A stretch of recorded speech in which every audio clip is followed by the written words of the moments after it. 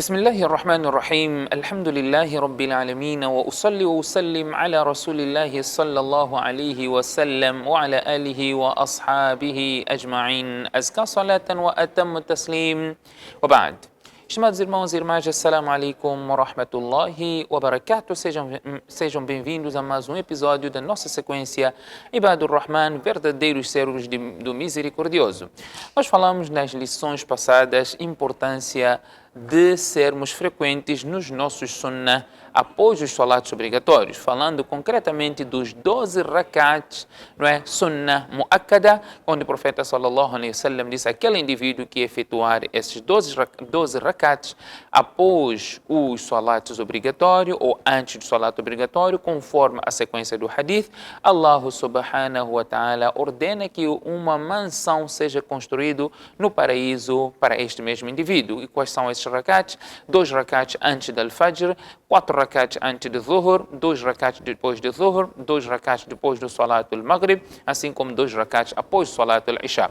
Estes são os sunnats muakkada e falamos também acerca dos salats sunnah que não são muakkada. Por exemplo, os 2 rakats antes do Salat al-Maghrib existem, podem ser feitos, conforme o hadith do Bukhari, e não é obrigatório. E nós falamos a hadith, assim como o sunnah antes do Salat al-Asr, o profeta sallallahu alaihi wasallam fez doar para aquele indivíduo que faz os 4 rakats antes do Salat al-Asr, assim como os sunnah antes do Salat al-Isha, também nós mencionamos os ahadith.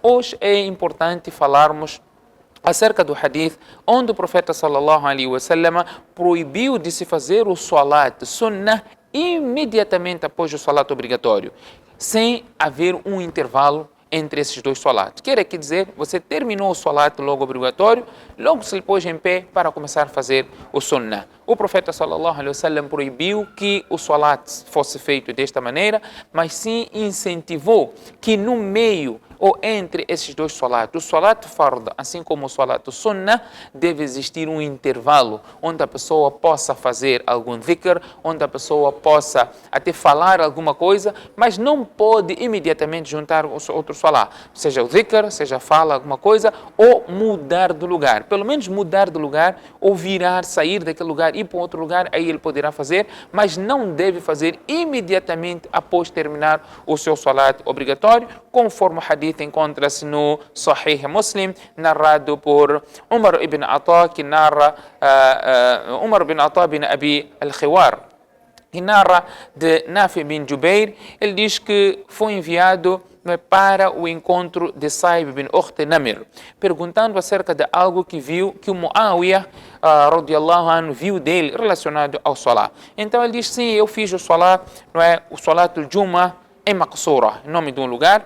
Falamma sallama al-imam, quando o imam fez salam, eu levantei-me no meu mesmo lugar e depois fiz outro salah. Imam fez salam, eu logo levantei e comecei a fazer o meu salat sunnah.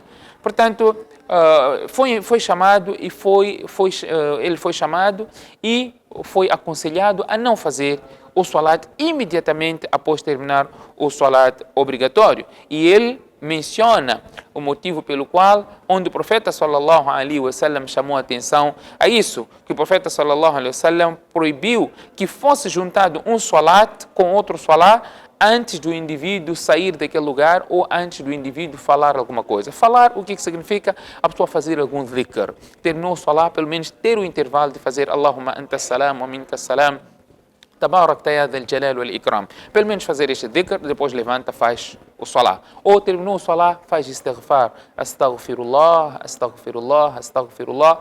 E aí depois poderá levantar, fazer outro salat. Ou falou alguma coisa, cumprimentou alguém, ou até levantou-se e saiu daquele lugar e foi fazer sunnah em outro lugar. Mas naquele mesmo lugar onde ele fez salat fard, terminou o fard e logo levantou e fez sunnah, o profeta sallallahu alaihi wasallam proibiu que isso fosse feito desta maneira, sem que existisse um corte, existisse um dhikr, existisse um dua, existisse uma fala, ou a pessoa sair daquele lugar e depois fazer o seu sunnah em outro lugar. Portanto, depois de termos falado do sunnah, um incentivo ao sunnah, era importante também abordarmos que não pode ser feito imediatamente após o salat obrigatório, sem haver este corte conforme aqui mencionamos. Jazakumullahu khairah, wassalamu alaikum wa rahmatullahi wa barakatuh.